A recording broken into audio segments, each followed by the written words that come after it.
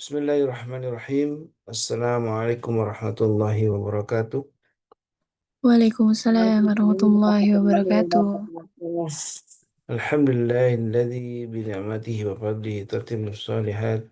Asyhadu an la ilaha illallah wahdahu la syarika lahu wa asyhadu anna Muhammadan abduhu wa rasuluhu alladzi la nabiyya wa rasula ba'dah. Allahumma salli wa sallim ala asrafil anbiya'i wal mursalin wa ala alihi wa sahbihi wa man ihtada bi sunnatihi wa hudahu amma ba'du. Alhamdulillah wa syukurillah, puja-puji hanya milik Allah dan kepadanya kita memohon pertolongan dan kepadanya kita menyembah. Salawat sering salam tentu senantiasa kita curahkan kepada Nabi kita baginda Rasulullah SAW yang menjadi teladan kita dalam banyak hal, dan mudah-mudahan salawat dan salam juga tercurah kepada keluarga beliau, para sahabat, dan juga mudah-mudahan kita termasuk umatnya yang mampu diistiqomah Allah untuk menegakkan sunnah-sunnahnya hingga kita layak untuk mendapatkan syafaat dari beliau. Amin Allahumma amin.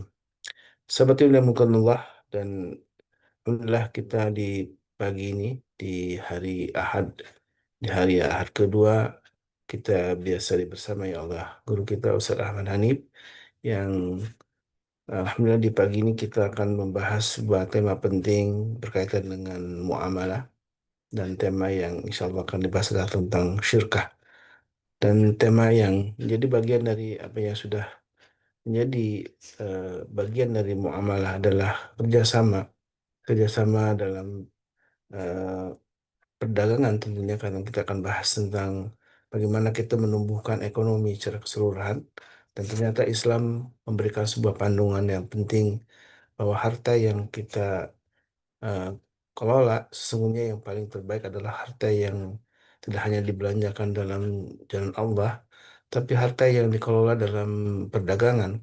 Dan itulah ada sebuah panduan dari syariat kita ketika harta melebihi dalam takaran 25 gram emas ya, maka ada zakat yang harus dikeluarkan. Karena sungguh Islam ini menghendaki kita memutar harta yang kita miliki itu untuk kebaikan-kebaikan, salah satunya perdagangan atau kerjasama dagang. Ini di bagian yang eh, tidak mau tidak mau kita harus lakukan ketika harta kita banyak ya. Dan sahibul mal memang sungguhnya bisa tidak hanya dikelola oleh sendiri, dan juga bisa mengajak putra untuk mengolah hartanya. Dan ini bagian dari yang apa kita saksikan dalam kita simak ya, kalau kita pelajari dalam sejarah Islam. eh, Bahkan pada zaman sebelum Rasulullah pun, Khadijah radhiallahu anha menitipkan hartanya untuk diperdagangkan oleh baginda Rasulullah yang saat itu belum diangkat menjadi nabi. Dan itu adalah sebuah pola kerjasama yang umum ya, yang sudah berlaku juga di kita, bahwa yang punya harta kemudian mengembangkan hartanya dalam eh, perdagangan, dalam kerjasama dengan orang-orang yang memang punya expertise atau keahlian dalam bidang tertentu dalam perdagangan. Dan ini sungguh akan membawa kebaikan dan ekonomi akan berkembang, karena harta yang hanya disimpan dalam bentuk tanah, emas, ataupun harta-harta yang sungguh tidak kurang produktif gitu ya, maka sungguhnya syariat Islam menghendaki bahwa harta ini harus berkembang gitu. Jadi kalau punya harta yang lebih yang cukup gitu ya untuk mengembangkan roda ekonomi, maka kita dimotivasi oleh agama ini, oleh syariat ini untuk sama-sama mengembangkannya dalam bentuk perdagangan. Dan insya Allah inilah pembahasan yang akan diulas ya oleh guru kita Ustaz Ahmad Hanif. Dan tadi beliau meminta waktu sebentar ya, sekitar 10 menitan ya, eh, untuk izin sebentar gitu, sambil menunggu Ustaz Ahmad Hanif udah bergabung dengan kita, tapi beliau masih ada keperluan sebentar. Jadi kita akan memulai nanti sekitar 5 menit lagi ya. Mudah-mudahan Allah Subhanahu Wa Taala mampukan kita untuk menerima hidayah Allah melalui ilmu yang akan disampaikan oleh guru kita Ustaz Ahmad Hanif. Sebelum masuk ke kajian, tentu kita diingatkan oleh admin, mari kita sama-sama menjadikan harta yang kita miliki ini harta yang penuh manfaat, keberkahannya adalah salah satunya dengan diinfakkan di jalan Allah. Dan itulah harta yang sungguh abadi, yang harta yang akan dinikmati keberadaannya tidak hanya di dunia tapi juga di akhirat kelak. Harta yang disedekahkan di jalan Allah menjadi harta yang akan berbuah pahala, dan kemudian Allah Subhanahu wa taala terima semua amal kita yang rutin bersedekah rutin setiap pagi bersama Majelis Keluarga Indonesia. Dan sebelum masuk ke kajian juga alhamdulillah ini sudah ada beberapa pengurus yang barangkali ada beberapa pengumuman yang ingin disampaikan ke jamaah ya, sambil menunggu Salam Hanif untuk siap memaparkan kajian tentang ekonomi Islam ini. Ada Dokter Vicky, Assalamualaikum dok. Lagi di IGD atau sudah lagi senggang? Waalaikumsalam warahmatullahi wabarakatuh. Ya, Tad. Gimana saat ini dok? Lagi di IGD atau lagi senggang saat ini dok? Hmm. Lagi nggak di IGD, alhamdulillah. Alhamdulillah. Boleh mungkin sama-sama nih kita lama-lama nih nggak mendengar Dokter Vicky nih. Mungkin kapan-kapan bisa menjelaskan lagi nih tentang tentang kesehatan saja dok ya. Dokter Ya, Vicky, insya Allah. Insya Allah ya. Kesibukan beliau sebagai dokter tentunya eh, waktunya yang terbatas ya. Tapi alhamdulillah, syukurlah pagi ini beliau hadir bersama kita. Eh, Mungkin bisa ada yang bisa disampaikan dok dari hal-hal penting dari program dari Majelis Keluarga Indonesia dok. Ya, baik. Bismillahirrahmanirrahim. Eh, Report dari pengurus ya Majelis Keluarga Indonesia yang pertama adalah yang kemarin ya, program Hitan Gratis ya. Jadi program Hitan Gratis itu memang kita jadwalkan itu selalu di pekan kedua, hari Sabtu pekan kedua ya gitu. Hmm. Nah, ini kita sudah buka kuota kemarin, namun untuk peserta itu belum ada yang konfirmasi untuk 2 orang, tapi pas hari H itu tidak hadir ya.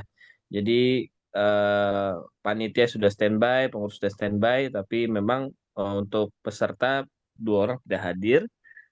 Kemudian akan kita alokasikan untuk hitan berikutnya pada tanggal eh sebentar. 11 kalau tidak salah. Iya, Bude ya, tanggal 11 ya Bude Darmi ya. Tanggal 11 insya Allah. Hmm. Tanggal 11 kita akan adakan hitan gratis ya. Mungkin ya tanggal kemarin itu karena berdekatan dengan ujian tengah semester dari apa Sekolah-sekolah. tengah semester anak-anak ya, sekolah-sekolah. Jadi mungkin peminatnya juga sedikit ya gitu. Jadi mudah-mudahan kita bisa maksimalkan di tanggal 11 Oktober ya, mudah-mudahan. Insya Allah. Ini Ustadz Ahmad Hanif udah bergabung kembali, Ustadz. Masya Allah, alhamdulillah. Silakan Ustaz, Dak, kalau ada hal-hal lain yang ingin diumumkan mungkin sambil menunggu Satu nanti. pengumuman lagi yaitu kaitannya tentang sanad tanah suci. Jadi sanad tanah suci sudah di-share gitu. Nanti bisa menghubungi pengurus terkait tentang sanad tanah suci yang programnya kita sudah buat. Mudah-mudahan kita bisa sama-sama membersamai Majelis Keluarga Indonesia untuk bisa berangkat ke tanah suci. Oke, itu pengumuman dari pengurus. Ustadz. Saya Baik, dilanjut. alhamdulillah, syukurlah ya. Dan insya Allah kita pun ditantang untuk bisa melakukan banyak kegiatan offline lagi nih, Dok. Selain Zoom memang menjadi core-nya kegiatan MKI, kajian via Zoom, tapi kajian-kajian offline juga masih ditunggu nih oleh jamaah. Mungkin Bandung bisa berinisiasi rutin setiap bulan gitu ya, Dok ya, untuk menyelenggarakan kegiatan kajian dari rumah ke rumah. Barangkali ini Bunda Nadia bisa menginisiasi. Dan itu bagian juga dari Muslim Madani yang juga digagas oleh guru kita Ustaz Dodi Al-Jambari. Baik, Alhamdulillah sudah Hanif sudah bersama kita. Bagaimana kabarnya Ustaz? Sehat walafiat? Alhamdulillah sehat. Alhamdulillah. Mana? Alhamdulillah. Se- Alhamdulillah sehat, sehat. Alhamdulillah. Menikmatilah ala bidu'aikum, Masya Allah.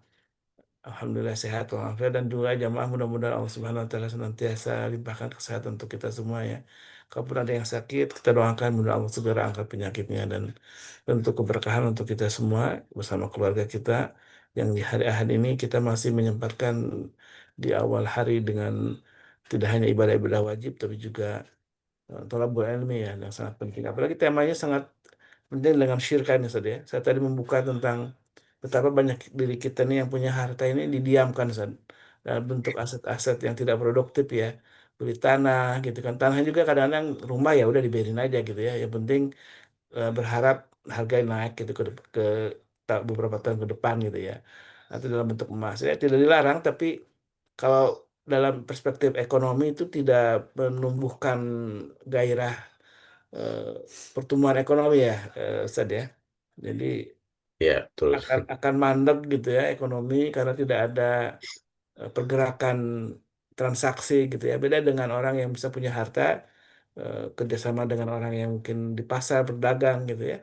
Jadi ada barang, ada yang kemudian dibelanjakan, ada yang dijual gitu kan. Itu Masya Allah ya. Sungguh menjadi salah satu yang dipesankan oleh Rasulullah untuk menghidupkan pasar kita itu ya. Itu sukukum kata Rasulullah SAW. Dan itulah salah satunya tema tentang syirkah atau kerjasama dagang ini apa yang menjadi prinsip dalam Islam. Ya, insya Allah akan kita simak dari penjelasan guru kita Ustaz Ahmad. Fadhil masykur Ustaz. Baik, jazakumullah khairan, Ustaz Khalis. Bismillahirrahmanirrahim. Assalamualaikum warahmatullahi wabarakatuh. Waalaikumsalam Waalaikumsalam warahmatullahi warahmatullahi Warahmatullahi wabarakatuh. wabarakatuh. Alhamdulillah, alhamdulillahilladzi ahallal bay'a wa harrama riba wassalatu wassalamu ala rasulillah alladzi arsalallahu bil huda wa dinil haq liyudhhirahu ala ad-din kullih walau karihal kafirun walau karihal musyrikun. Rabbi syrah li sadri wa yassir li amri wahlul 'uqdatam min lisani yafqahu qawli. Allahumma inna nas'aluka ilman nafi'a wa rizqan halalan tayyiba wa amalan mutaqabbala. Allahumma amin, amma ba'd. Alhamdulillah jemaah sekalian, sekali lagi alhamdulillah rabbil alamin. Jemaah sekalian yang sama-sama insyaallah dimuliakan oleh Allah Subhanahu wa taala, yang sama-sama kita hormati. Mobil khusus para pengurus, para pembina MKI yang senantiasa alhamdulillah menggulirkan program demi program untuk kemudian menggeliatkan ya tafakuh kita fiddin, belajar kita, thalabul ilmi kita, sehingga kita bisa menjadi pribadi-pribadi yang lebih baik lagi di hadapan Allah Subhanahu wa taala. Semoga seluruh pengurus, para pembina dan juga jamaah semua senantiasa Allah berikan kesehatan, Allah berikan keberkahan dan juga keselamatan dunia dan akhirat. Alhamdulillah, pada pertemuan kali ini insya Allah kita akan membahas ya secara umum dan secara singkat suatu akad ya, yang secara praktek mungkin dalam kegiatan sehari-hari, dalam bisnis ya sehari-hari ini sudah banyak dilakukan oleh kaum muslimin ya. Tetapi dengan kita kemudian membahas ini secara fikihnya, nah sehingga menjadi suatu landasan bagi kita dalam kemudian kita melakukan bisnis. Paling tidak mudah-mudahan ada dua hal nanti. Ya, yang pertama, nanti bisa kita lihat bahwa berbisnis pun ya itu kemudian bisa menjadi bagian dari suatu ibadah kepada Allah Subhanahu wa taala, bisa mendatangkan keberkahan yang bukan hanya sekedar kali-kali uang ya kemudian menghasilkan uang sekian, tetapi juga bisa menghasilkan keberkahan yang bahkan itu kadang-kadang tidak bisa dihitung oleh kalkulator kita manusia. Kemudian yang kedua harapannya adalah kita memiliki suatu dasar yang kemudian bisa kita gunakan nanti untuk mengevaluasi mungkin kalau ada di antara kita yang sudah melakukan bisnis dengan metode syirkah ini, atau bagi yang belum, ini mudah-mudahan bisa menjadi suatu pengetahuan, suatu ilmu, sehingga suatu saat ketika akan melaksanakan bisnis, nanti ini bisa menjadi salah satu pilihan ya.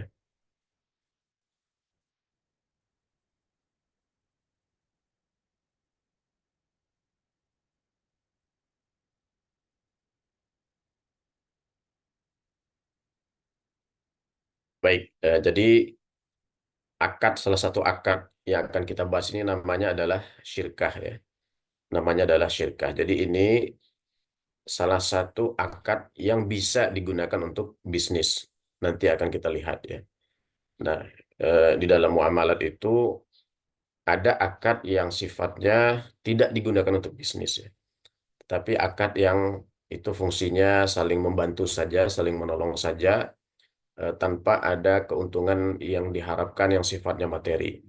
Keuntungan yang diharapkan dari akad-akad semacam itu ya hanyalah semacam ya kepuasan batin dan juga pahala dari Allah Subhanahu wa taala ya.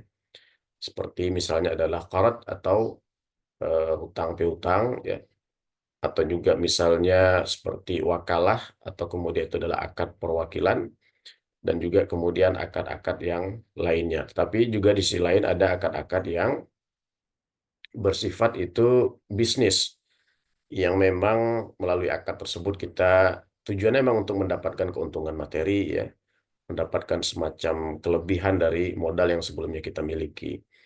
Yang sudah pernah kita bahas ada di antaranya adalah jual beli, kemudian juga ada kemarin ijarah, dan hari ini insya Allah kita akan membahas tentang syirkah. Nah, ini secara pengertian berasal dari kata syaraka ya, yang berarti bersekutu, berserikat, bergabung dalam suatu hak atau kepemilikan.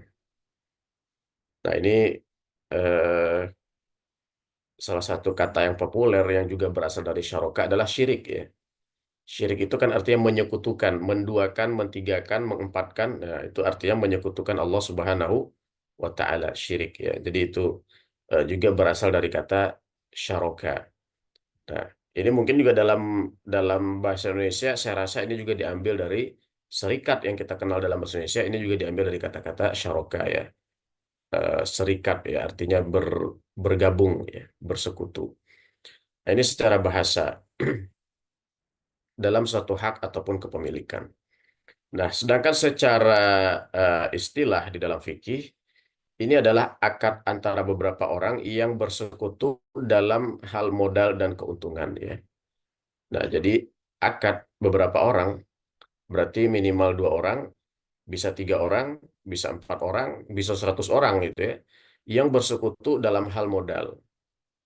Nah, nanti kita lihat modalnya apa saja. Ini nanti berkaitan dengan pembagian syarikah. Bisa modalnya itu dalam bentuk eh, harta materi ya, entah itu uang, bisa juga nanti kemudian barang ya, dan kemudian keuntungan. Nah, konsekuensinya tentu saja adalah kalau kemudian itu dijalankan untuk suatu bisnis ya, suatu kegiatan yang menumbuhkan harta, maka pertumbuhan harta itu kan disebut untung. Nah, itu kemudian eh, beberapa orang tadi juga berhak ya atas, jadi bukan hanya satu orang, tapi beberapa orang yang berhak atas keuntungan tersebut, yaitu orang-orang yang berserikat tadi.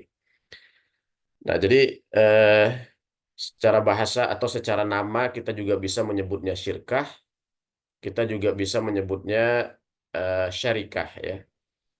Nah, jadi ada yang menyebutnya syirkah, juga ada yang menyebutnya syarikah. Jadi kalau kalau pas kita baca atau mungkin kita dengar ya penceramah lain atau ustaz lain menyampaikan syarikah, nah itu juga benar. Jadi tidak salah, syirkah benar, syarikah juga itu benar. Nah, ini dasar hukum dari kebolehan ya syarikah atau syirkah secara umum. Yang pertama adalah firman Allah Subhanahu wa taala dalam surat An-Nisa ayat yang ke-12. Nah, ini ayat tentang waris ya. Ini potongan ayat tentang waris.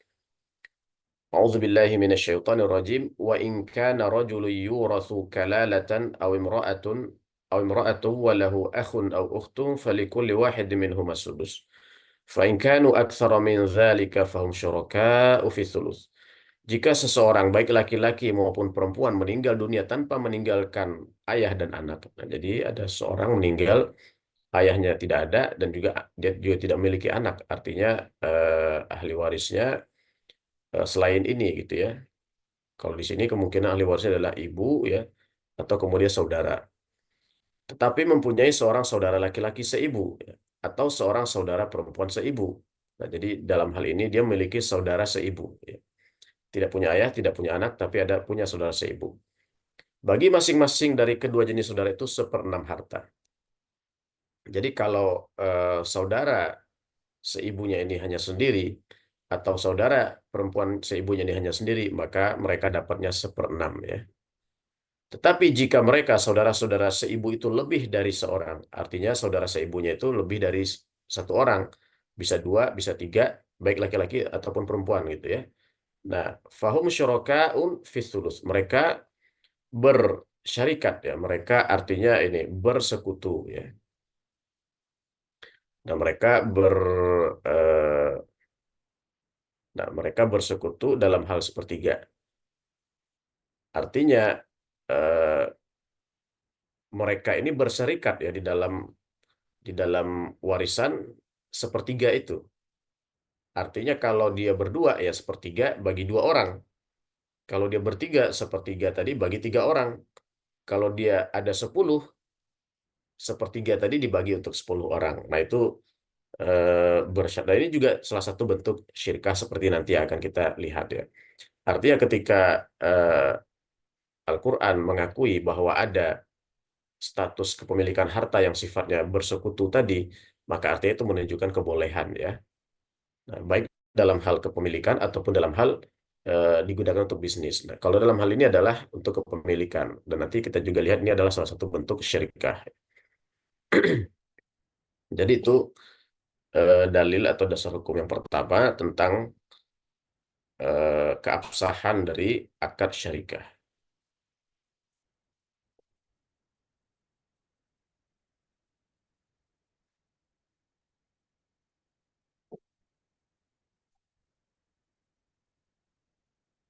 Kemudian yang kedua, firman Allah Subhanahu wa taala dalam surat Shad ya. Dalam surat Shad eh, ayat yang ke-24. Ini Allah Subhanahu wa taala berbicara tentang Nabi Daud ya. Qala laqad zalamaka bisu'alika na'jatika ila ni'ajih wa inna katsiran minal khulata'i la yabghi ba'dhum 'ala ba'dhin ila alladhina amanu wa 'amilus solihati wa qalilum ma hum wa dhanna Daudu annama fatannahu fastaghfara rabbahu wa kharra. Dia Daud berkata, sungguh dia benar-benar telah berbuat zalim kepadamu dengan meminta kambingmu untuk digabungkan kepada kambing-kambingnya.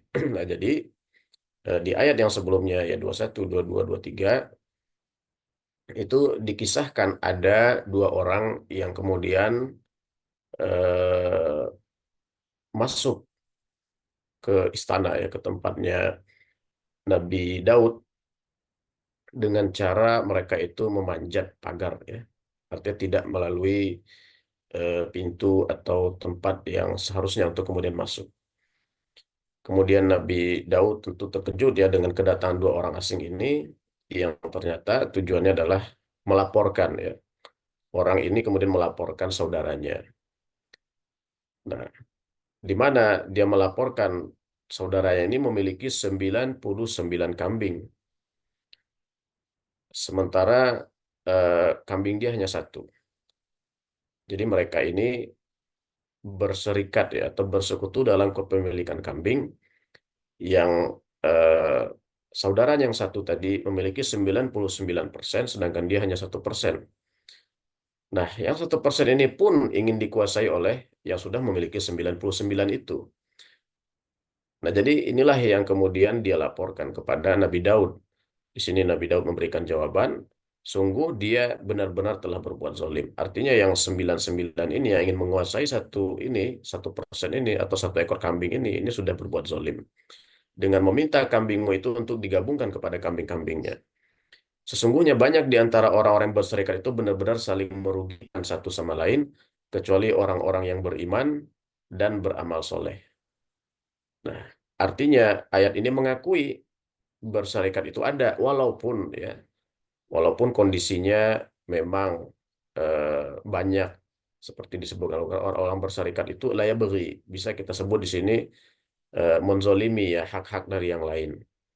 Nah, ini sebenarnya bukan menafikan hukum syarikat, tapi justru ini syarikat itu ada. Walaupun dalam syarikat itu kadang-kadang banyak yang menzolimi hak mitranya. Nah, sebenarnya ini juga menjadi warning ya bagi kita ketika kita akan berserikat dalam kepemilikan ataupun dalam bisnis. Nah, bahwa jangan sampai kemudian kita menzolimi hak-hak orang lain khususnya mitra kita ya atau orang yang berserikat dengan kita. Illal ladzina amanu, kecuali orang-orang beriman, nah wa amilus solihat wa qalilum mahum, dan mereka itu sedikit ya, kecuali orang-orang beriman dan beramal soleh dan mereka itu sedikit.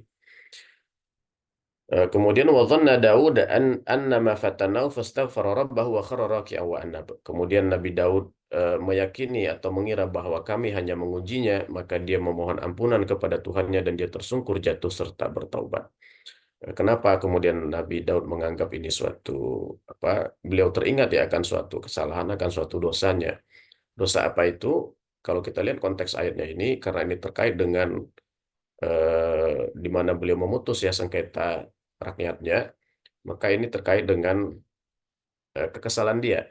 Jadi sebenarnya di dalam kitab tafsir disebutkan Nabi Daud itu memang sudah mengkhususkan ya hari-hari untuk pengaduan rakyatnya gitu ya. Nah, tetapi si si rakyat yang ini datang bukan pada hari itu, bukan datang pada waktunya gitu ya. Eh, Kalau nggak salah ini waktunya Nabi Daud beribadah. Jadi beliau khususkan ada hari untuk ibadah, ada hari untuk pengaduan ya, kemudian ada hari untuk diri beliau sendiri dan lain sebagainya. Kalau tidak salah dibagi ada 4 hari atau 4 kategori gitu ya. Nah, sehingga orang yang mengadu ini datang bukan pada hari-hari yang seharusnya. Sehingga Nabi Daud di situ agak kesal ya, agak marah. Tapi kemudian Nabi Daud menyadari bahwa beliau sebagai pemimpin ya harusnya ketika masyarakatnya membutuhkan, apalagi kemudian butuh penjelasan yang cepat, yang mendesak, ya harusnya dia eh, melayani karena memang itu sudah menjadi tugasnya ya, bukan kemudian malah marah dan kesal kepada rakyatnya. Jadi itu ya poinnya bahwa ayat ini walaupun ini terjadi di masanya Nabi Daud, ayat ini berbicara tentang masa Nabi Daud, tetapi apa yang terjadi di masa-masa Nabi sebelum kita itu juga bisa menjadi syariat kita ya. Selama tidak ada ayat ataupun hadis atau keterangan lain yang kemudian membatalkan dan sampai dan tidak ada hadis ataupun ayat malah kemudian saling menguatkan ya, tentang praktek syirkah ini.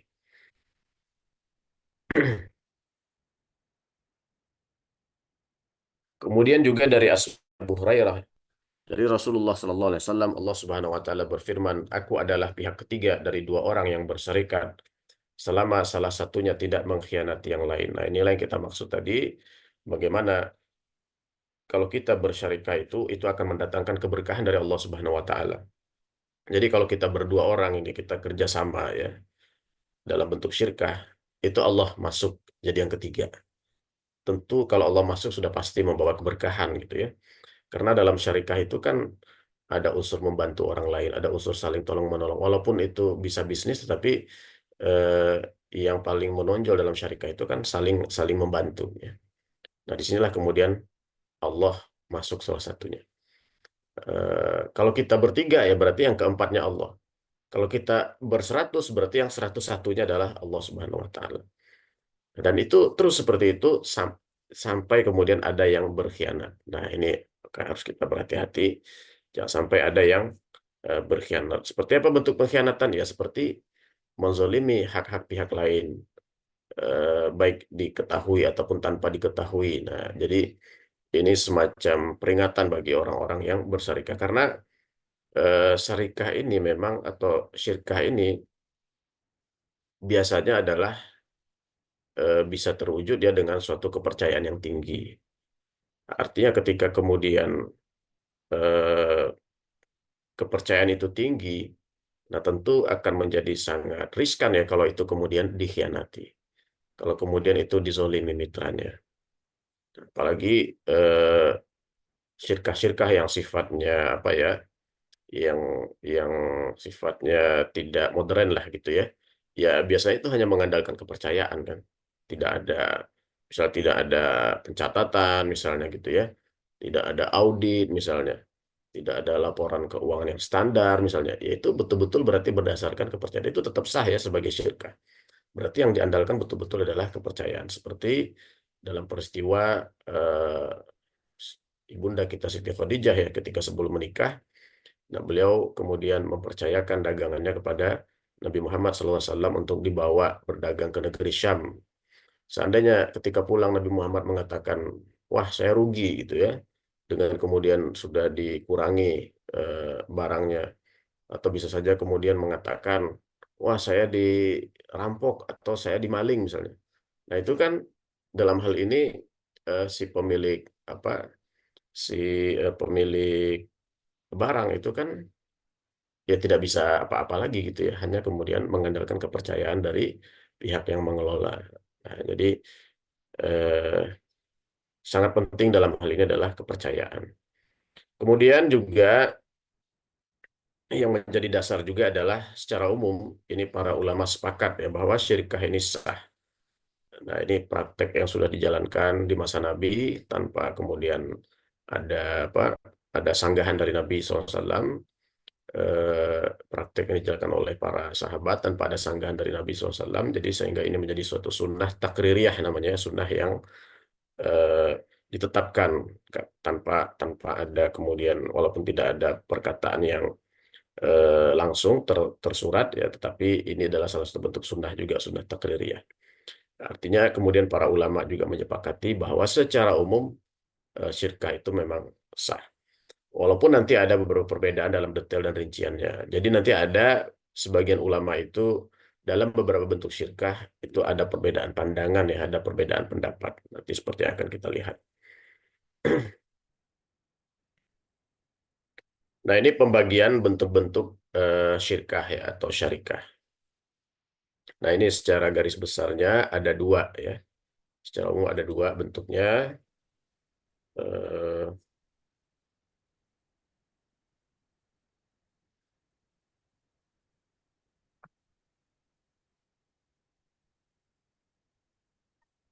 Ya, yang pertama amlak, yang kedua adalah uqud. Apa ini maksudnya? Amlak kepemilikan. Nah, seperti dalam ayat waris tadi, itu misalnya kita sebutlah rumah ya. Kemudian rumah itu singkatnya diwariskan oleh kepada anak ya. Anak hanya anak yang sebagai ahli waris misalnya. Katakanlah anaknya berjumlah 3 orang. Berarti rumah itu statusnya dimiliki oleh 3 orang ya. Nah, itu berarti mereka bersarikat dalam kepemilikan rumah itu. Nah, dan selama itu belum dibagi, ya berarti statusnya rumah itu kepemilikan bertiga. Mereka bertiga adalah serikat ya. Mereka adalah mitra dalam kepemilikan rumah tersebut. Nah, dengan porsi ya kalau bagian warisnya sama karena dia anak ya berarti eh, 100% ya bagi tiga ya atau sepertiga sepertiga sepertiga gitu. Nah, jadi kalau mereka misalnya berempat ya berarti itu kan mereka masing-masing punya porsi seperempat, seperempat, seperempat, seperempat gitu ya. Nah, itu disebut dengan syirkah kepemilikan. Ini bisa terjadi melalui cara tadi seperti waris, seperti yang tadi kita bahas. Ataupun misalnya ya bisa saja ada orang memberikan hibah misalnya hadiah kepada beberapa orang misalnya, kepada eh, 3 orang sehingga berarti kan hadiah itu menjadi syirkah. Misalnya ada yang memberikan hadiah kendaraan ya untuk 3 orang misalnya, ya berarti 3 orang itu memiliki hak pada kendaraan tersebut ya mereka mitra dalam kepemilikan kendaraan tersebut. Nah, inilah yang disebut dengan syirkah kepemilikan. Bisa ya terserah mereka apakah itu bisa dibisniskan atau tidak. Kalau mereka tidak membisniskan ya itu tidak ada masalah ya. Statusnya tetap itu kemudian menjadi mitra. Nah, dan yang perlu kita ingat adalah kepemilikan syarikat ini tidak ada batas yang tegas ya. Jadi yang dimiliki itu bukan batas-batasnya tapi porsinya. Misalnya rumah tadi, misalnya kamarnya ada 3, wah bagi 3 kamarnya, ini kamar saya, ini kamar. Jadi tidak seperti itu syirkah itu. Jadi syirkah itu kepemilikannya ya bersifat porsi gitu ya, semacam saham. Jadi tidak ada batasnya. Kalau seandainya sudah dibatasi, itu bukan syirkah lagi namanya. Misalnya, ya udah sudah rumah ini kita bagi 3 saja. Saya bagian ruang tamu, misalnya kamu bagian ruang keluarga, kemudian yang satu lagi bagian dapur. Disekat, ya itu berarti disepakati. Nah itu sudah bukan syirkah lagi, itu sudah apa namanya sudah ada kepemilikan masing-masing ya, patok-patoknya sudah ada. Nah, tetapi selama itu belum dibagi secara definitif, secara jelas seperti itu berarti dia masih syirkah. Nah, apa konsekuensinya? Di antara konsekuensinya adalah ketika salah satu pihak ingin menjual porsinya, maka ya prioritasnya itu adalah kepada mitranya. Jadi tidak boleh dijual kepada pihak luar ya sebelum dia menawarkan kepada mitranya.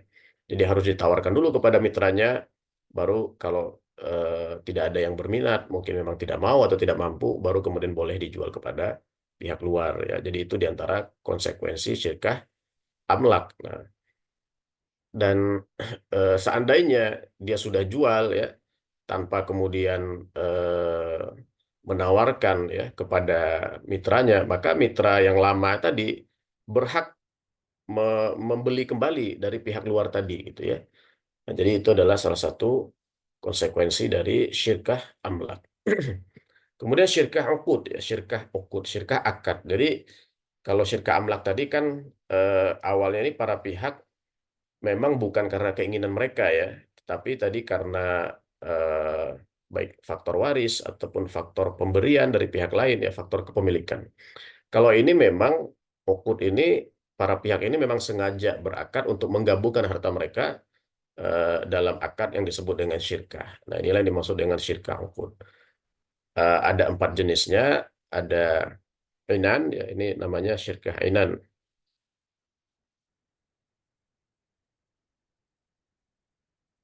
Nah, ini syirkah inan ya. Kemudian ada syirkah abadan, ada syirkah wujuh, dan ada syirkah mufawadah. Syirkah inan ini artinya modal ya. Ini lazimnya syirkah yang kita kenal. Saya misalnya memiliki modal 50 juta ya, dengan Ustadz Kholis 50 juta. Kita gabungkan. Kemudian kita membisniskan uang 100 juta ini. Nah, itu namanya syirkah inan. Jadi hanya modal tertentu dari harta kita yang kita gabungkan ya. Eh, Kemudian yang kedua syirkah abadan. Abadan ini dari kata-kata badan ya. Artinya kalau orang dulu kan keterampilan banyak yang bersifat fisik. Nah, ini keahlian. Mereka jadi pihak-pihak yang bersyirikat di sini mereka tidak memiliki modal berupa harta, tapi mereka memiliki keahlian. Nah, keahlian inilah yang digabungkan. Nah, misalnya eh, tukang cukur dengan tukang cukur gitu ya. Jadi berapapun nanti customernya, mereka akan bagi dua misalnya 50-50. Tidak peduli siapa yang memangkas, tapi nanti hasilnya dibagi 50-50. Nah, ataupun kemudian keterampilan lainnya. Jadi ini yang bersifat keahlian. Jadi tidak melalui modal harta secara khusus itu, tapi dengan modal keahlian. Kemudian wujuh ini reputasi ya. Nah ini kalau di zaman dahulu biasanya bentuknya adalah eh, misalnya ya seperti ada salah seorang yang dia terkenal amanah ya, atau kemudian dia bergabung dengan orang lain berdua, mereka kemudian dikenal dengan keamanahannya, reputasinya sebagai amanah dan sebagai pebisnis, kemudian mereka istilahnya meminjam barang dari orang lain ya, atau menjualkan barang milik orang lain sehingga nanti keuntungannya mereka bagi berdua. Nah, mereka ini juga tidak memiliki modal yang sifatnya harta, tapi modal mereka adalah reputasi yang mereka miliki, yang kemudian terdiri dari beberapa orang, mereka bersepakat, kemudian dengan reputasi tersebut ya mereka meminjam ataupun kemudian berbisnis yang kemudian keuntungannya nanti dibagi antara mereka. Nah, sedangkan total ini, nah ini yang luar biasa, ini juga eh, salah satu bentuk ya di masa jahiliyah. Ini pun nanti, walaupun nanti sebagian ulama berbeda pendapat. Mufawadah ini total ya. Artinya singkatnya hartaku, hartamu, hartamu, hartaku gitu ya. Nah, saya misalnya punya uang 100 juta, Ustadz Kholis punya uang 100 juta. Itu sudah total uang saya dan itu juga sudah total uang Ustadz Kholis digabungkan. Jadi 200 juta. Kalau misalnya sekarang ya dalam satu rekening siapapun bebas mengakses rekening tersebut. Bisa saya, bisa Ustaz Khalis, tidak perlu lagi minta izin gitu ya. Karena tadi konsepnya uangku uangmu, uangmu uangku gitu ya. Nah, jadi ini yang disebut dengan mufawadah total. Jadi syirkah itu tidak hanya menyisakan dari sebagian harta yang dimiliki, tetapi seluruh harta total digabungkan ya. Nah, ini luar biasa. Kalau di masa jahiliyah ini salah satu bentuk apa ya, totalitas dalam dalam persaudaraan kesetiaan ya. Nah, jadi mereka itu kalau sudah saking percaya sama seseorang, saking saling percayanya, ya mereka akan melakukan syirkah seperti ini, mufawadah. Jadi dan barangnya dia ya bebas dipakai oleh saudaranya. Jadi ini tentu saja sifatnya adalah harta ya, bukan yang lain. Jadi ini yang disebut dengan mufawadah. Nah, ini mufawadah ini sebagian ulama kemudian tidak membolehkan karena apa ya? Ya menjadi ada semacam ketidakjelasan di situ karena apa namanya tadi ya bersifat total itu, dan kalau sudah diakad di awal tidak ada izin lagi gitu ya. Tapi sebagian ulama juga tidak mempermasalahkan lah selama mereka rela, selama mereka sudah saling di awal saling berakad, ini menunjukkan keridhaan, ya tidak ada persoalan sebetulnya gitu ya. Nah, begitupun juga dengan sebagian syirkah yang lainnya, sebagian ulama itu ada yang mempertanyakan karena ada unsur-unsur ketidakjelasan di situ ya, seperti keahlian. Karena kan keahlian ini agak agak sulit di apa diukur gitu ya. Siapa yang lebih, dua orang tukang cukur tadi, siapa yang lebih ahli nih gitu kan, antara ini dengan ini. Jangan-jangan jasanya dia lebih banyak. Nah, sehingga nanti kalau pembagiannya tidak rata atau dia tidak diberikan kelebihan, khawatir tidak adil. Nah, ini hal-hal seperti ini yang kemudian membuat sebagian ulama mempertanyakan ya hukum dari beberapa syirkah ini. Nah, di samping memang syirkah ini kan yang lazim itu di apa disebutkan di hadis-hadis tadi atau dipraktekkan itu adalah syirkah inan. Nah, sehingga semua ulama sepakat akan kebolehan syirkah inan ini. Adapun syirkah yang lain ini memang karena tidak lazim. Sehingga para ulama menempatkan dalil-dalil kebolehan syirkah tadi pada syirkah yang sifatnya inan atau syirkah modal ya. Jadi ini secara umum bentuk-bentuk syirkah dan juga disertai dari tadi pandangan ulama yang kemudian eh, ya sebagian mempertanyakan keabsahan syirkah-syirkah yang lain.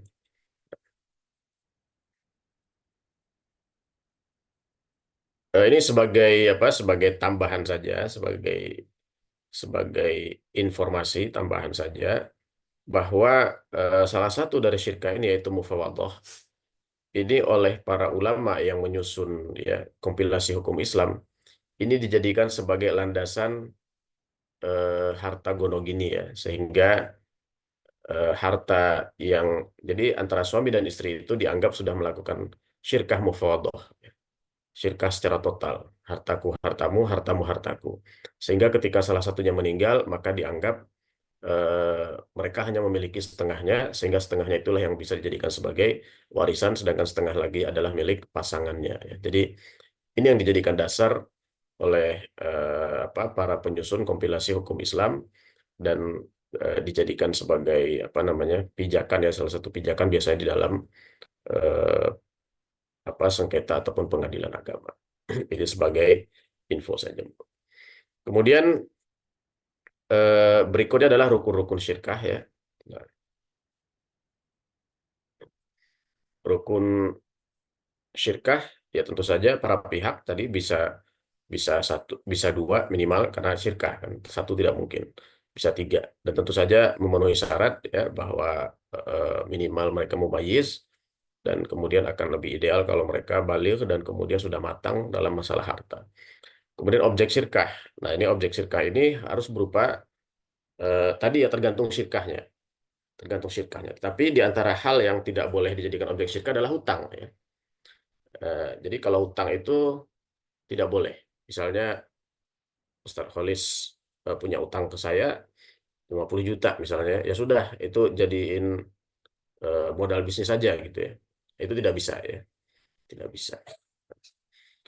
Kemudian ada ijab kabul ya.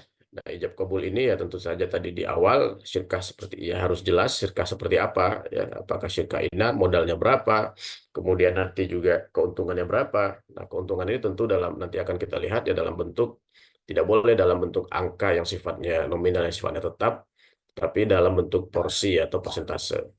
Nah, ini semua ditentukan di dalam ijab kabul itu ya. Nah, itulah yang kemudian menunjukkan keredoan ya ataupun kemudian kerelaan. Kemudian nisbah ya. Nah, nisbah ini artinya keuntungan yang disepakati, pembagian keuntungannya. Nah, apakah 50%, 50%, apakah 40, 60, apakah 30, 70. Nah, ini adalah nisbah. Ini harus disepakati di awal gitu ya. Dan boleh saja dirubah ataupun dimodifikasi dengan kesepakatan kedua belah pihak tentunya. Nah, ini adalah secara singkat rukun-rukun dari syirkah. Kemudian selanjutnya adalah syarat dan ketentuan ya, modal harus jelas, halal dan dapat diserahkan. Tadi jelas, kalau modalnya boleh uang rupiah ya harus jelas berapa. Kalau dolar ya harus jelas mata uangnya apa ya. Atau misalnya modalnya kendaraan boleh juga, tetapi harus jelas dinilai dalam nilai yang disepakati. Misalnya 100 juta, dianggap 100 juta. Nah, atau modalnya rumah, ya silahkan. Atau modalnya tanah, silahkan. Tapi itu kemudian dinilai ya. Dinilai sehingga nilai itulah yang dijadikan sebagai patokan syirkahnya. Kemudian halal tentu saja, baik ini adalah halal secara zatnya gitu ya. Tentu saja ini syirkah dalam misalnya modalnya miras, ini tentu diharamkan ya.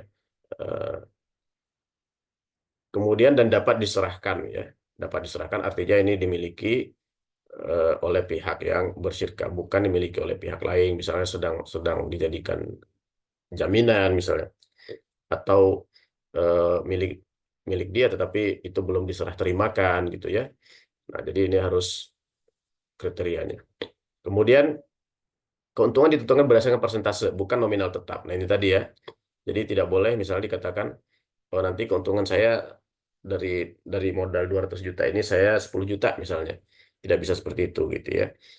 Karena ya kalau seperti itu ya berarti sama seperti seakan-akan dia meminjamkan uang kemudian menetapkan kelebihan pembayaran atas uang tersebut gitu ya. Walaupun ini bukan akad pinjam meminjam. Nah, ini tidak terjadi pada sirkah. Jadi sirkah itu berdasarkan persentase atau porsi tadi yang kita sampaikan.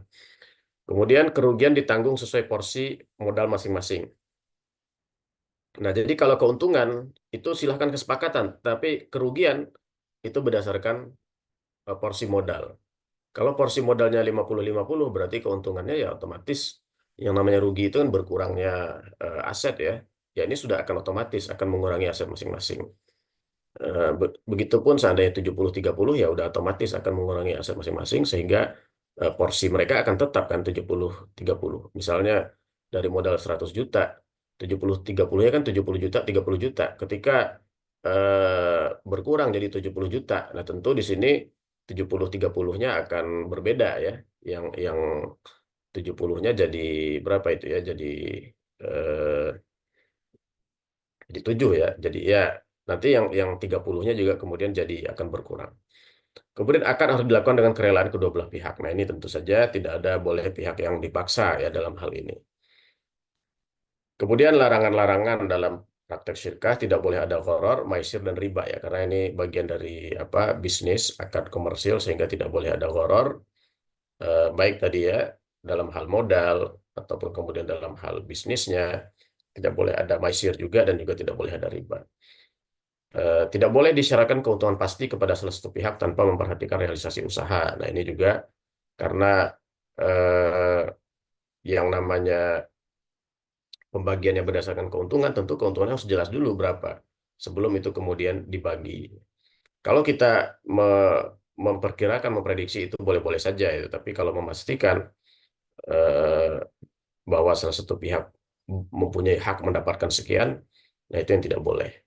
Kemudian usaha harus sesuai syariah ya, tidak boleh pada bisnis yang haram ya, baik itu haram zatnya ataupun bisnis yang haram secara tata kelolanya ya, secara akad-akadnya. Nah, jadi bisnis-bisnis yang ya khamar ya, kemudian babi misalnya, ataupun kemudian yang diharamkan lainnya, ini tidak diperbolehkan ya. Ataupun misalnya haram cara tata kelolanya ya, atau akad-akadnya, misalnya bisnis judi ya, atau kemudian bisnis riba ya, atau kemudian bisnis eh, dengan skema Ponzi misalnya. Nah, ini hal-hal yang eh, tentu tidak tidak boleh melakukan syirkah pada hal-hal tersebut. Baik, jamaah sekalian yang dirahmati Allah Subhanahu wa taala, itu barangkali pemaparan singkat, penjelasan singkat ya tentang syirkah atau tadi tentang syarikah. Barangkali ada hal-hal yang ingin di-sharing oleh para jamaah. Kami kembalikan ke Ustadz Khalis. Wallahu a'lam bishawab. Alhamdulillah, syukurlah. Jazakallah khairan, Ustaz Ahmad Hanif, yang tadi sudah memberikan penjelasan detail ya tentang apa itu syirkah dan bagaimana rukunnya dan pembagiannya. Dan ternyata syarikah atau syirkah ini memang tidak hanya dalam perdagangan saja secara bahasa ya. Dalam hubungan suami istri, dalam keluarga pun ketika suami dengan istri bersatu dalam sebuah perjanjian nikah, tentu itu ada syirkah ternyata ya. Tapi tentu yang dimaksud yang akan kita lebih dalam, apalagi di hari Ahad ini, para tujar, para pengusaha yang hadir dalam Halal Indonesia biasa bertransaksi atau biasa eh, berjualan ya di grup kita MKI. Dan Alhamdulillah ini menjadi bagian dari upaya kita untuk menjadikan grup ini juga penuh barokah dalam hal harta gitu ya. Silakan, ada yang ingin ditanyakan atau mungkin ini karena sebuah jadi praktisi dagang ini penting kita memahami syariat yang ditetapkan oleh Allah dan Rasulnya. Silakan Bunda Nadia. Assalamualaikum warahmatullahi wabarakatuh. Waalaikumsalam. Waalaikumsalam warahmatullahi wabarakatuh. Singkat saja Ustadz, kalau misalnya sirkah ini dalam bentuk kripto itu gimana? Kalau misalnya boleh, apa saja yang harus diperhatikan Ustadz? Oke, Assalamualaikum.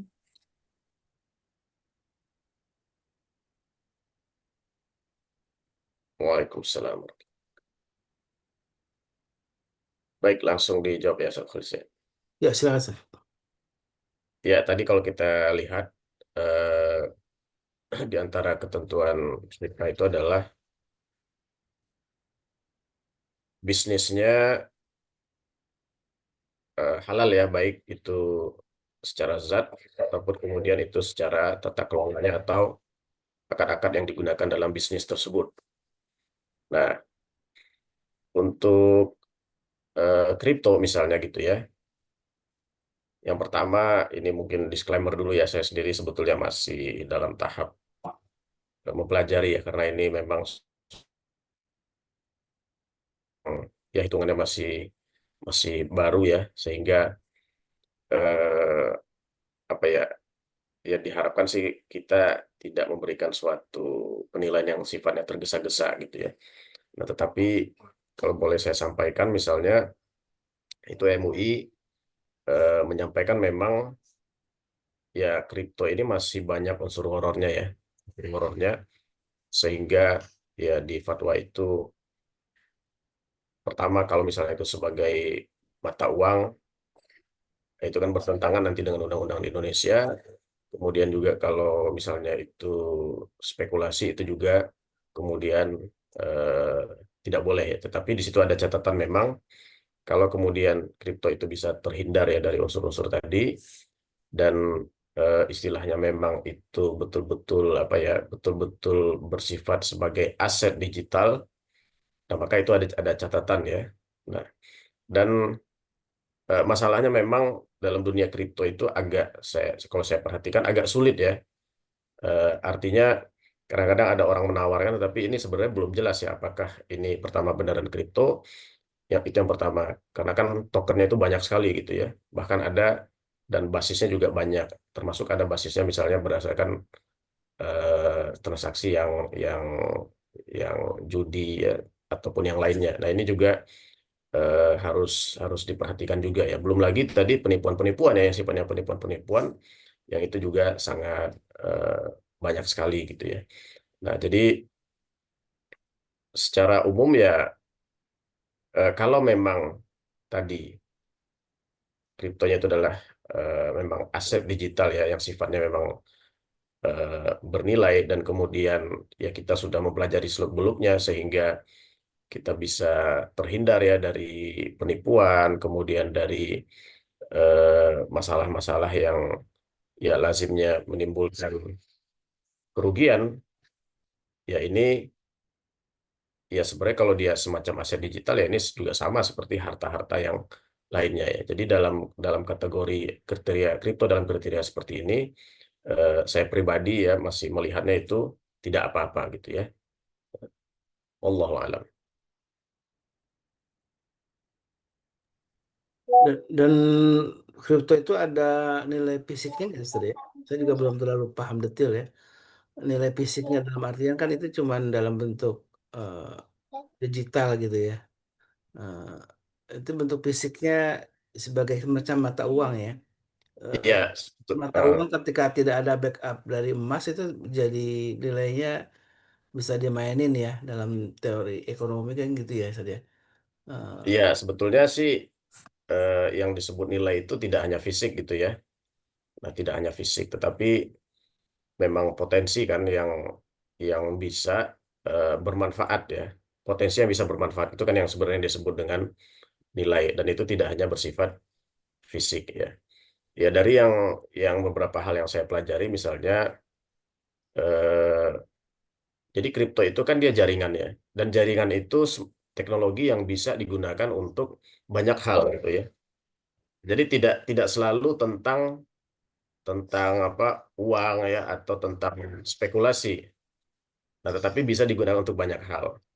Nah, artinya kalau memang eh, tadi ya contoh kriptonya itu token kriptonya itu bisa bernilai seperti itu, ya artinya kan itu boleh ya sama seperti misalnya ya uang kertas kita kan hari ini banyak yang sifatnya sebenarnya sudah digital gitu ya. Kita tidak lagi memegang bentuk fisiknya, tetapi kan uang itu bisa kita pertukarkan dengan jasa ataupun kemudian dengan barang gitu ya.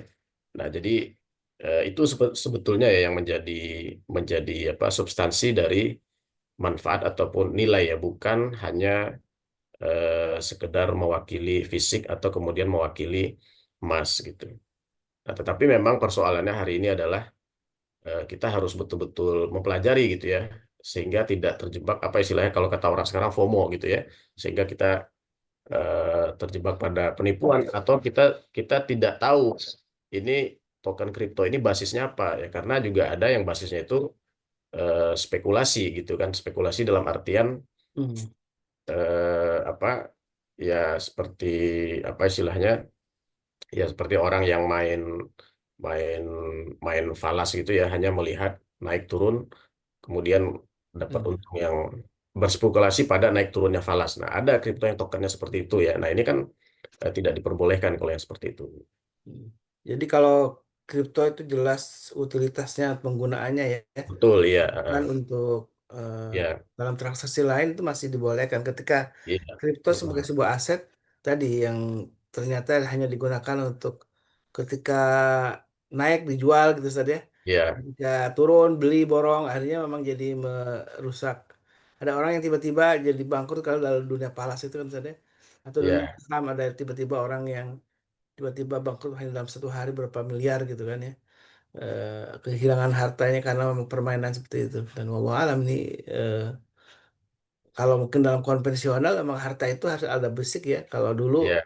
ada kambing, ada kuda, ada apa gitu Ya, kan. kalau saran saya kalau kita masih belum mempelajari terlalu mendalam, baik baik dari sisi prakteknya kita hindari dulu lah gitu kan. Sama kan seperti kita mau berbisnis dalam satu bidang yang kita tidak ketahui kan, itu akan lebih besar kan potensi kerugiannya Resikonya. gitu. Sudah bermain kripto Bunda Nadia? Pernah Ustaz, pernah nyoba sih. Belum hafal, tapi ya begitulah. harus diterimain juga, soalnya kan kadang-kadang tiba-tiba ngedrop anjlok gitu. Kalau di awal biasanya kan orang-orang penasaran, jadi banyak yang ambil gitu. Itu dapat lumayan besar, tapi ternyata lama-kelamaan kadang-kadang seiring apa tren. Jadi trennya menurun, dia anjlok, nilainya nggak ada. Poinnya banyak, tapi nggak bisa ditukar sama apa-apa kayak gitu. Jadi masih bingung juga sih Ustaz. Iya, ada unsur spekulasinya San ya, bahkan mungkin goror Ya, juga gitu ya. sebenarnya unsur-unsur eh, naik turun itu tidak berpengaruh langsung ya kepada hukum, karena kan itu sama seperti barang ataupun komoditas lainnya yang naik turun gitu ya. Hmm. Nah, yang tidak boleh itu, jadi ada token itu yang begini dia. Pokoknya dia kalau harga, jadi dia itu jadi bukan bukan bukan harga token itu yang naik turun, tetapi dia mendasarkan nilai itu pada naik turun harga yang misal naik turun mata uang gitu kan.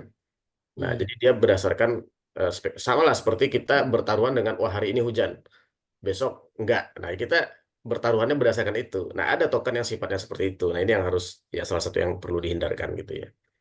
Iya, iya. Ya, kalau yang ya setahu saya mungkin nanti ada yang lebih tahu bisa dikoreksi ya. Sebenarnya kan pemerintah itu juga sudah memfasilitasi ya. Kalau kita mau yang legal, yang resmi, itu kan memfasilitasi ada beberapa platform lah gitu yang menyediakan token kripto secara resmi gitu ya. Tapi itu kan secara aturan. Nah, kita perlu selidiki lagi secara syariahnya gitu. Wallahu alam. Iya. Baik, jadi belum ada kripto syariah gitu Ustaz ya.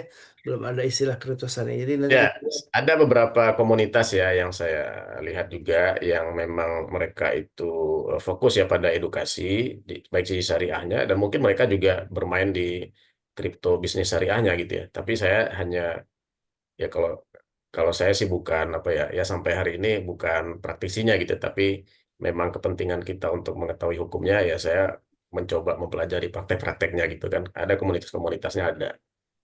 Wallahu alam. jadi dibolehkan tapi dengan beberapa syarat tadi saja yang harus dipelajari. Ya. Mm-mm. Baik, silakan ya Mah yang ingin masih melanjutkan.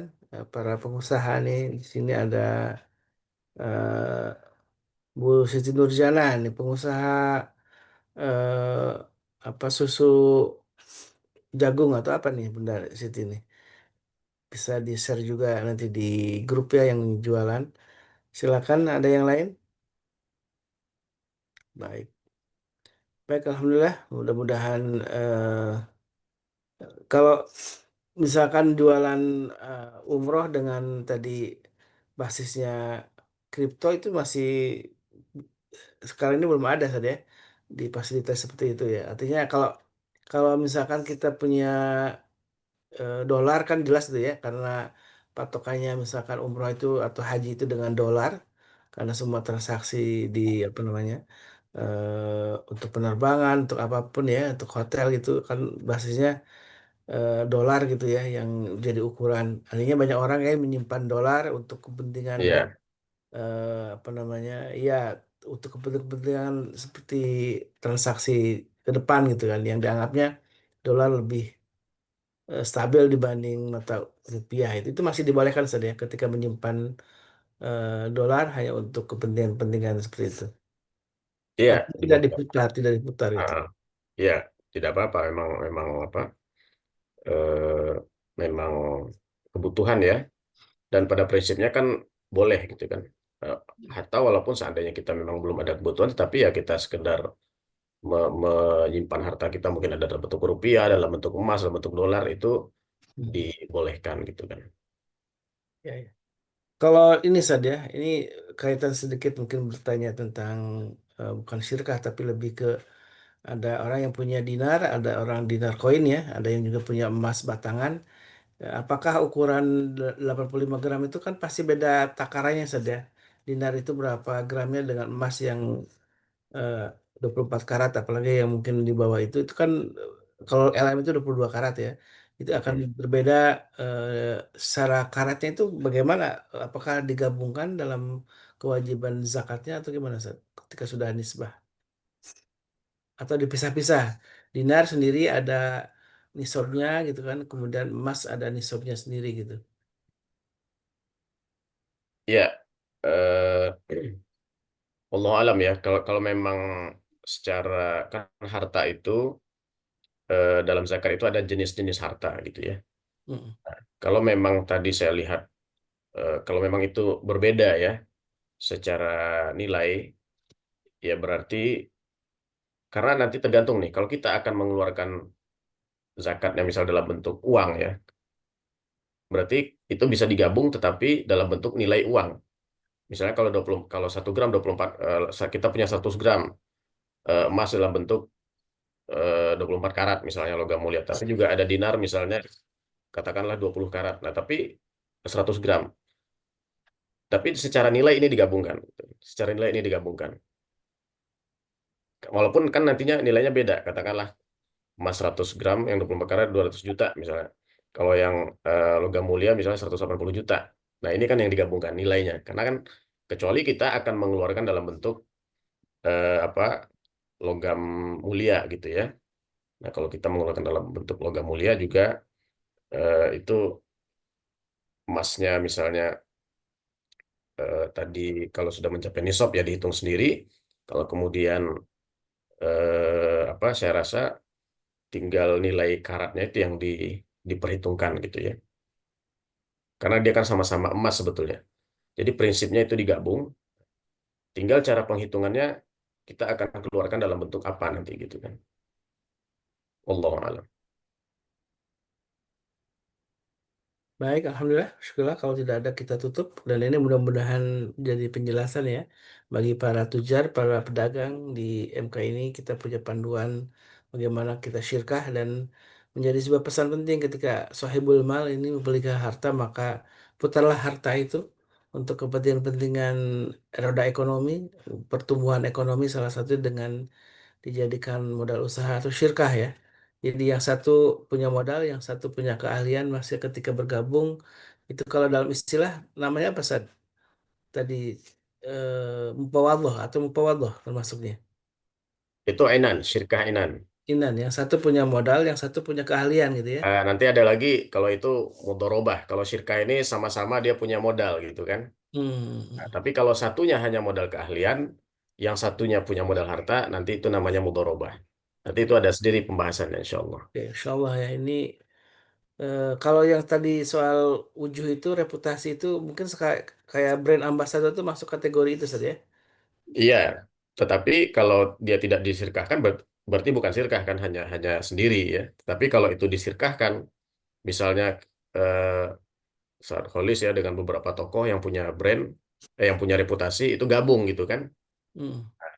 Ya itulah yang disebut dengan sirkah. Jadi nanti penghasilan dari penghasilan kita gabungan itu yang kita bagi kan sesuai dengan kesepakatan gitu. Hmm. Baik, alhamdulillah, syukurlah. Ada pertanyaan coba sini dari eh, Wah, Ustadz Dodi bertanya, apakah bisa disetarakan dengan patungan gitu ya? Soal syirkah ini patungan dalam konteks kita bahasa kita patungan itu bisa ya, Ustadz. Namanya mungkin syirkah ini dalam bahasa kita patungan. Bisa ya. Jadi nanti ya bisa. Yang membedakan sirkah itu dengan bukan sirkah, dia blend ya, maksudnya eh, campur gitu kan. Jadi tidak ada. Jadi kepemilikannya itu berupa porsi gitu, kan, berupa persentase, bukan bukan spesifik. Karena kan patungan ini bisa asetnya bisa bisa dalam bentuk apa saja kan gitu. Misalnya contoh saya punya kendaraan, Saudara Khalis punya kendaraan.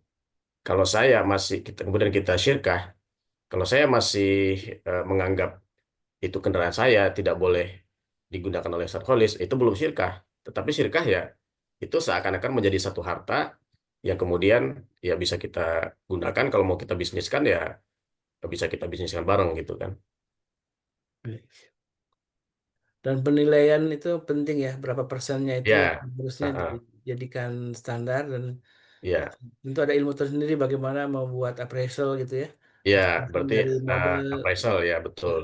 Nah, yang jadi ilmu penilaian dan itu sebenarnya kesepakatan aja gitu ya, kesepakatan para pihak nih mau dinilai berapa ya. Walaupun mungkin ya kita Kalau yang besar kita perlu tenaga ahlinya juga kan untuk menilai berapa-berapanya. Oke. Baik, alhamdulillah. Dan nanti Izin Bu ya, bertanya Bu ya. boleh Ya, silakan. ya siap Ustaz.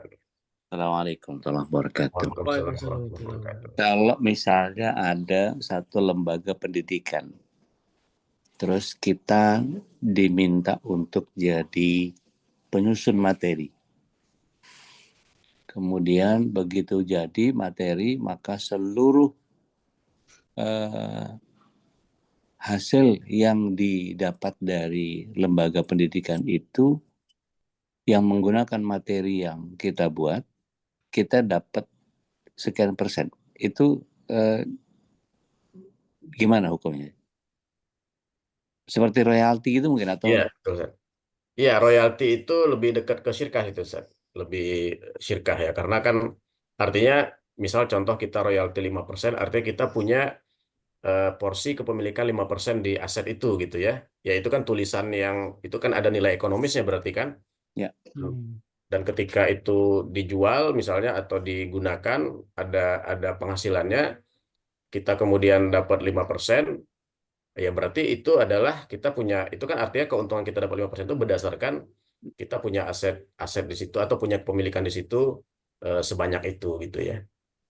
Jadi itu lebih dekat ke syirkah. Kalau yang bukan syirkah ya adalah misalnya beli putus gitu ya, si pihak yang meminta kita membuat materi tadi membayar kita di awal sebagai pembelian hasil karya kita, ya sudah. Kemudian setelah itu kita tidak dapat apa-apa lagi, berarti kan 100% aset itu dimiliki oleh pihak yang Membeli. pendidikan tadi gitu. Baik. Itu jual beli berarti ya. Iya, Syukran Bu ya. ya sama-sama Ustaz. Ada satu lagi yang sudah resen, Bu Diah dari Bandung. Silakan Bu Diah. Silakan Bu Diah. Maaf ini belum ini masih di unmute. Assalamualaikum warahmatullahi wabarakatuh. Waalaikumsalam warahmatullahi wabarakatuh. Waalaikumsalam warahmatullahi wabarakatuh. Mungkin ini tidak ada kaitannya dengan ini ya, dengan yang dibicarakan barusan. Tapi ini saya sering ini mengalami sendiri gitu. Di sekolah itu kan kita itu kan perlu perlu pengembangan buat sekolah dan macam-macam ya, sekolah operasional yang kalau kita mengandalkan bos itu tidak cukup gitu ya, karena memang siswanya tidak begitu banyak. Nah, ada tawaran dan ini sering sekali terjadi.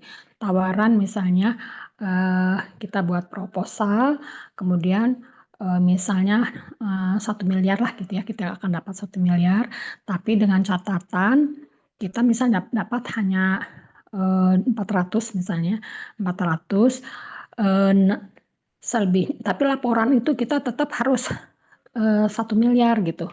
Nah ini bagaimana? Soalnya gini, kita dari satu pihak kita, dari satu segi kita perlu, tapi di lain pihaknya kita kan berarti kan harus markup ya laporan gitu. Dan ini sering sekali saya kan ada beberapa sekolah yang sering sekali dapat bantuan. Sudah kenapa kok ini sering sekali ya, cina sampai kewalahan, cina bikin laporan. Gimana sih caranya? Bu Diah mau, kalau mau ya, tapi dengan ya itu catatannya seperti tadi yang saya sampaikan itu.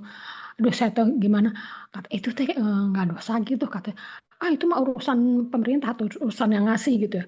Kita mah kalau nggak punya gitu gimana sekolah kita akan berkembang gitu. Ternyata sekolah-sekolah yang maju gitu ya, itu tuh banyak sekali menerima tawaran seperti itu. Biar itu mah urusan itu pemerintah yang dosa, habis kita perlu uang, katanya perlu untuk pengembangan sekolah. Kalau kan gimana, kan tahu sendiri sekolah biayanya banyak, apalagi kalau misalnya sekolah itu sekolah gratis gitu ya, sekolah gratis yang yang tidak berbiaya, maksudnya tidak ada SPP gitu, tidak ada SPP. Kita hanya mengandalkan dari bos aja kan seperti itu. Nah itu gimana Ustaz? Karena saya sering sekali mengalami seperti ini. Kalau pernah saya dapat bantuan waktu itu sampai rapat di kementerian di Jakarta gitu ya. Di Jakarta tuh. Nah alhamdulillah ceritanya dapat bantuan dua untuk 2 RKB nilainya 430 juta. 430 juta. Tapi dengan persyaratan ya pokoknya harus harus ya dengan beberapa persyaratan lah. Nah, karena ada salah satu yang saya tidak belum punya gitu ya, surat wakaf lah, soal wakaf dari yayasan gitu, kita memakai yayasan, maka saya nggak berani ngambil. Karena saya nggak berani ngambil, saya karena ya itu, dan harus selesai dalam 6 bulan harus sudah selesai. Dan saya berpikir itu tidak mungkin gitu, tidak mungkin dengan pembuatan dengan laporan harus 6 bulan selesai. Makanya saya ditawarkan jadi diberi bantuan berupa laptop gitu ya, untuk laptop untuk ya untuk keperluan sekolah gitu. Kan sekarang ada NBK, ada UNBK dan sebagainya.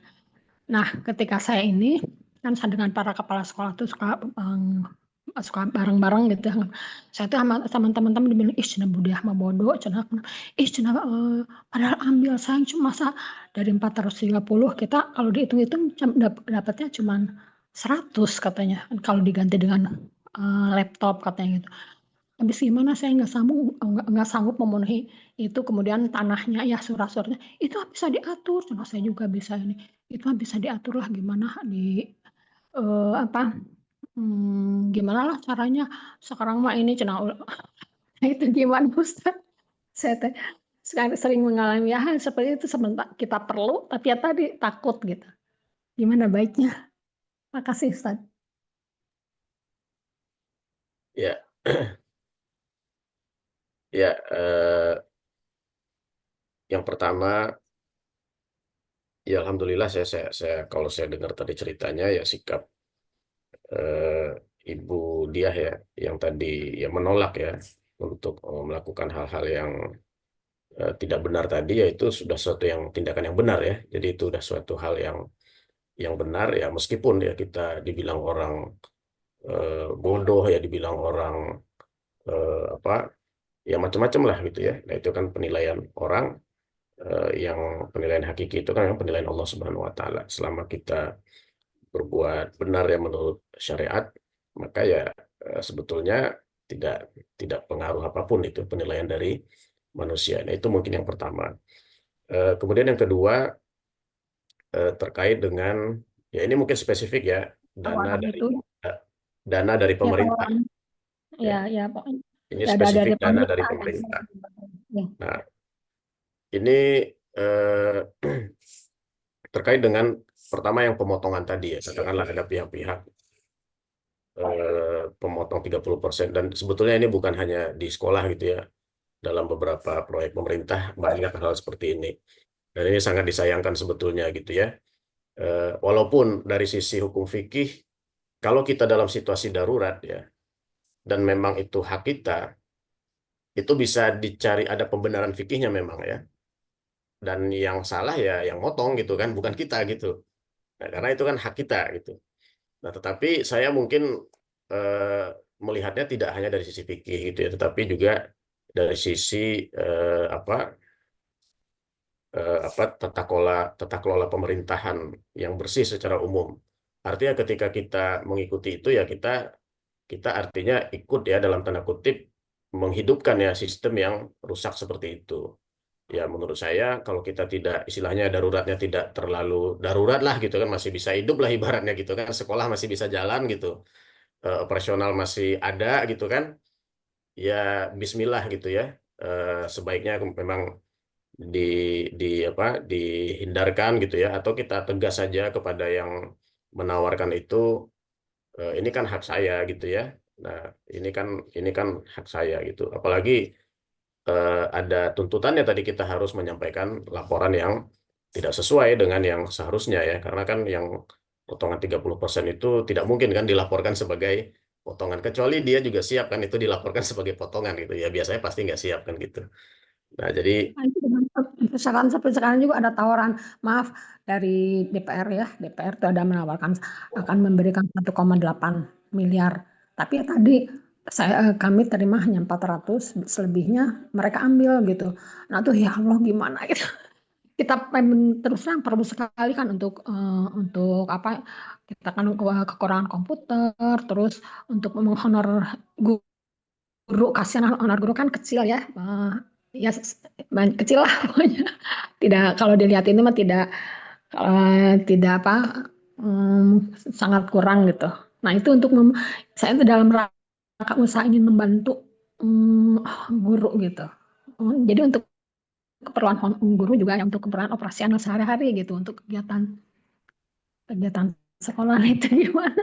Ya, tadi mungkin sudah Ya kita sampaikan sekarang sudah secara konsep kalau memang itu benar-benar darurat, artinya darurat itu dalam artian begini, kalau kita apa darurat itu kita tempatkan pada lembaga, artinya lembaga itu bisa tidak berjalan gitu ya. Tadi mungkin guru-gurunya tidak gajian atau apa fasilitasnya bisa kemudian rusak dan tidak bisa digunakan kalau tidak ada dana itu. Nah, itu bisa kita masukkan kategori darurat ya.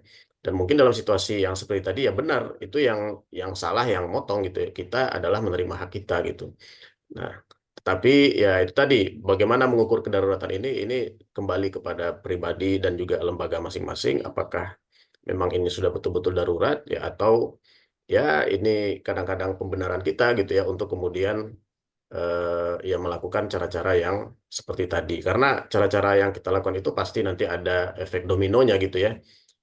Efek dominonya contohnya tadi, pertama dari laporan saja kita sudah akan menuntut melaporkan tidak yang sebenarnya. Kemudian itu akan nantinya ketika ada tawaran serupa ya kita akan cenderung kemudian meremehkan hukum lagi. syariahnya gitu ya. Nah ini mungkin catatan dari saya gitu ya. Tapi secara prinsip kalau memang itu dalam situasi darurat eh, itu secara fikih memang ya untuk hal seperti itu ada kondisi-kondisi yang diperbolehkan. Wallahu a'lam. Sudah jelas ya, Bu Dia. Mudah-mudahan makin istiqomah ya untuk tetap menjaga Ya, kebersihan harta kita atau insya Allah ya. apapun yang Allah memberikan rezeki dari orang-orang bertakwa. Allah janjikan ya jalan keluar dan rezeki dari arah-arah yang tidak terduga. iya. Baik, Alhamdulillah, syukurlah, jazakallah khairan, Ustaz Ahmad Hanif. Kita sudah dibimbing selama sejam lebih ya untuk bagaimana kita memahami syariat ini. Salah satu dalam bidang muamalah dan tema syirkah, salah satu yang kita bahas tadi. Dan mudah-mudahan makin banyak nih para pedagang yang ikut terlibat dalam syirkah ini. Karena ini sebenarnya barokah Ustaz ya. Jadi sama-sama dalam syirkah ini keuntungan ditanggung bersama dan juga kerugian ditanggung bersama. Jadi ini Ya. suatu nuansa tahun apa namanya kerjasamanya ya saling menolong di antara kita. Eh, Apalagi nanti mungkin tadi yang ada sahibul mal ada yang punya keahlian nanti akan dibahas dalam tema khusus ya tentang mudharabah dan ini juga bagian praktek yang banyak dilakukan dalam oleh Rasulullah SAW ya sebelum menjadi Rasul pun Rasulullah Ya, melakukan praktek mudharabah dengan ya betulnya memang mudharabah itu juga bagian dari sebagian ulama masukkan itu bagian dari syirkah gitu. syirkah juga. Masya Allah. Masih lanjut insya Allah di pertemuan ke depan kita akan kembali membahas tentang muamalah ini. Mudah-mudahan jadi panduan ya untuk kita semua dalam bertransaksi. Apalagi nih para pedagang di hari Ahad, Sabtu Ahad ini lebih maksimal untuk berjualan seharian penuh. Mari kita sama-sama gairahkan pasar kita. Sebagaimana kata Rasulullah, "Hadza suqukum, inilah pasar kalian. Inilah pasar yang harus kita maknai menjadi bagian dari kita menegakkan syariat ini. Sekali lagi, mari kita sama-sama doakan saudara kita yang mungkin sedang sakit, Allah segera angkat penyakitnya, dan juga kalau ada yang sedang kesulitan, Allah segera angkat beri jalan keluar terbaik. Dan kita doakan juga saudara kita di Gaza, mudah-mudahan Allah Subhanahu wa Ta'ala juga berikan pertolongan kepada mereka. Allah Amin. tolong para mujahidin, Allah segala juga tolong orang-orang yang lemah, orang-orang yang terzalimi dan kita berharap Allah Subhanahu wa taala segera mengembalikan Masjidil Aqsa kepada kita dan bebaskan Palestina dari para penjajah Zionis Israel.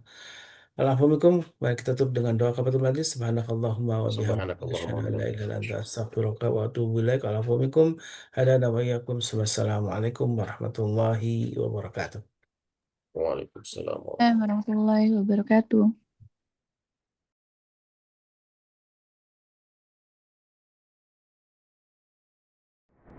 اللهم ارحمنا القرآن واجعله لنا إماما ونورا وهدى ورحمة اللهم ذكرنا منه ما نسينا وعلمنا منه ما جهلنا وارزقنا تلاوته آناء الليل وأطراف النهار